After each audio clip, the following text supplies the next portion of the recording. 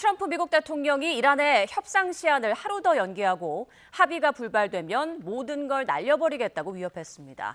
그러면서도 내일 협상이 타결될 것이라는 낙관적인 전망도 내놨는데요. 워싱턴 연결해서 자세한 상황 알아봅니다. 홍상희 특파원, 트럼프 대통령이 이란과의 협상 시한을 하루 더 연장했다고요? 네, 현지 시간으로 오늘 낮 SNS 트루스 소셜에 미 동부 시간 화요일 오후 8시라는 짧은 글을 올렸습니다. 이란 발전소 등 공격을 유예하기로 한 시한을 하루 앞두고 7일로 하루 더 연장하겠다고 통보한 겁니다. 트럼프 대통령은 오늘 월스트리트 저널과의 인터뷰에서도 이란이 7일 저녁까지 아무런 조치, 즉 호르무즈 해협을 열지 않는다면 이란의 발전소와 교량이 하나도 남지 않을 거라고 경고했습니다. 지난 1일 대국민 연설에서도 트럼프 대통령은 합의가 이루어지지 않으면 이란의 발전소를 동시에 공격할 거라고 말했는데요. 당시 발언 들어보시겠습니다. If there is no deal, we are going to hit each and every one of their electric generating plants very hard and probably simultaneously. We have not hit their oil, even though that's the easiest target of all.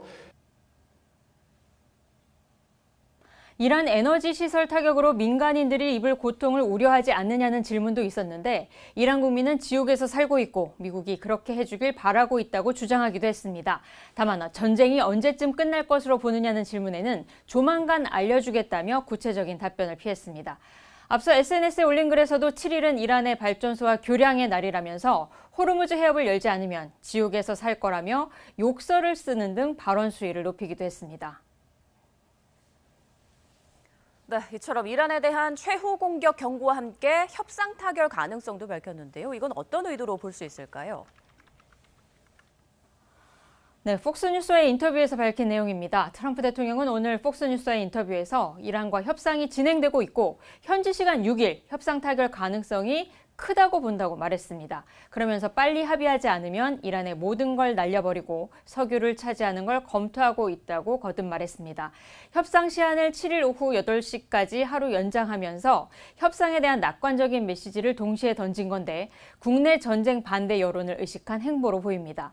하지만 파키스탄이 중재에 나섰던 대면 협상이 이란의 회담 거부로 이루어지지 못했고 종전 조건에 대한 입장 차이를 줄이지 못하면서 협상 타결이 당장 이루어질 가능성은 크지 않아 보입니다.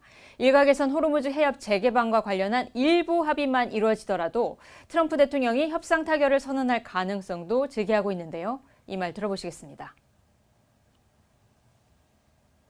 It is a very complicated process, but I think it starts maybe with something narrower with regards to the strait, and then diplomacy can build on that to try to resolve some of the underlying issues. 트럼프 대통령이 공격 유예 시한을 하루 연장했지만 협상에서 이렇다 할 성과가 나오지 않을 경우 이란 전쟁이 확전될 거란 우려도 커지고 있습니다. 네, 그리고 트럼프 대통령이 미군이 F-15 전투기 실종자를 구조한 그 뒷이야기도 전했다고요?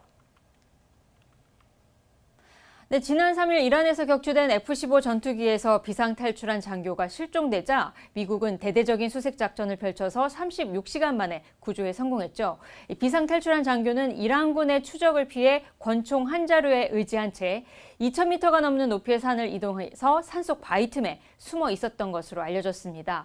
이 구출 작전에는 지난 2011년 오사마 빈 라덴 사살 작전을 성공한 미군 최정예 특수부대 네이비실 팀 6 대원과 특수부대원 수백 명, 군용기와 헬리콥터 수십 대도 동원됐습니다.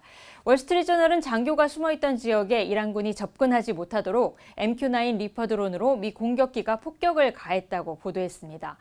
미군 관계자는 구출에 나선 특수부대원들도 현장에서 이란군에 사격을 했지만 직접적인 교전은 벌어지지 않았고 사상자도 없었다고 밝혔습니다. 네타냐후 이스라엘 총리는 이번 구출 작전이 미국과 이스라엘의 긴밀한 공조 결과라며 작전 성공을 극찬했는데요. 이 발언 들어보시겠습니다. This rescue operation reinforces a sacred principle. No one is left behind. This is a shared value demonstrated time and time again in the history of both our countries.